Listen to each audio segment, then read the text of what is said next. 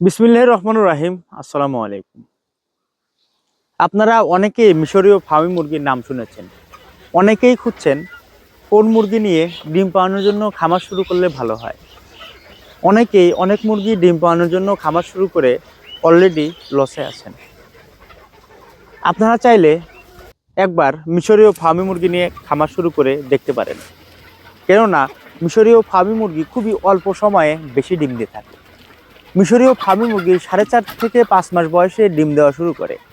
ডিম দেওয়া শুরু করলে একটানা 18 মাস পর্যন্ত ডিম দিয়ে থাকে। এই মুরগিগুলোর রোগ প্রতিরোধ ক্ষমতা খুবই বেশি। এই মুরগিগুলো খুবই শক্তপোক্ত একটি জাত।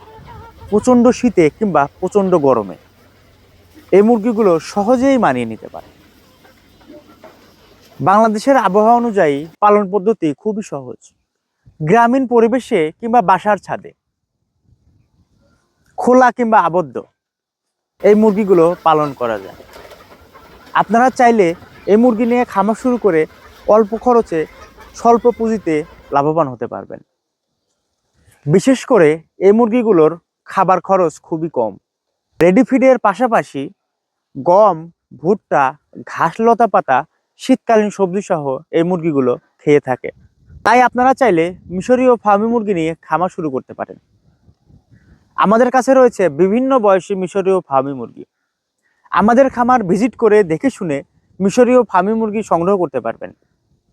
আমাদের খামার ভিজিট করার আমন্ত্রণ জানিয়ে ভিডিওটি এখানেই শেষ করছি। সে পর্যন্ত ভালো থাকবেন, সুস্থ থাকবেন। আমাদের ইউটিউব চ্যানেলটি সাবস্ক্রাইব করে আমাদের পাশেই থাকবেন। ধন্যবাদ সবাইকে। আসসালামু আলাইকুম।